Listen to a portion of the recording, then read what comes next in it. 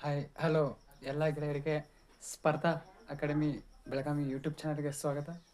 ಗೆಳೆಯರಿ, ಇವತ್ತು ಏನಪ್ಪ ವಿಶೇಷ ಅಂತ ಕೇಳಿದರೆ, ಇಂದು ನಾವು 76ನೇ ಗಣರಾಜ್ಯೋತ್ಸವವನ್ನು ನಾವು ಆಚರಣೆಯಲ್ಲಿ ಮಾಡ್ತಿದ್ದೇವೆ. ಇದರ ವಿಶೇಷತೆ ಏನಪ್ಪ ಅಂತಂದರೆ, ಇವತ್ತು ನಾವು ಸಂವಿಧಾನವನ್ನು ಅಂಗೀಕರಿಸಿದ ದಿನವಾಗಿದೆ ಗೆಳೆಯರೆ. ಇದೊಂಥರ ನಮಗೆ ಸ್ವಾತಂತ್ರ್ಯ ದಿವಸನೇ ಅಂತ ನಾವು ಭಾವಿಸಬೇಕಾಗಿದೆ.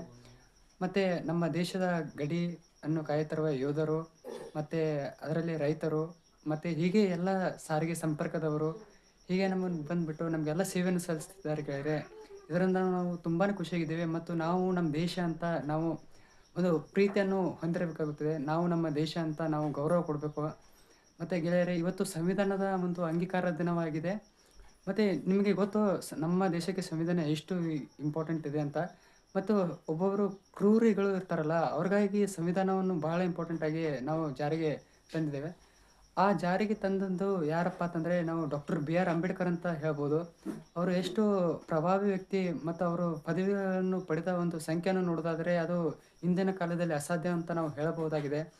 ಅವರನ್ನು ಒಂದು ರಾಷ್ಟ್ರೀಯ ಒಂದು ಇದನ್ನ ಅಂತ ಕರೀತಾರೆ, ಸಂವಿಧಾನದ ಒಂದು ಪಿತಾಮಹ ಅಂತ ನಾವು ಕರೆಯಲಾಗುತ್ತದೆ.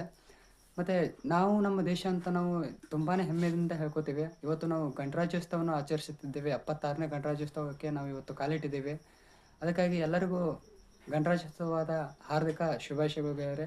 ಹ್ಯಾಪಿ ರಿಪಬ್ಲಿಕ್ ಡೇ ಅಂತ ನಾನು ನಿಮಗೆ ಶುಭಾಶಯಗಳನ್ನು ತಿಳಿಸುತ್ತೇನೆ.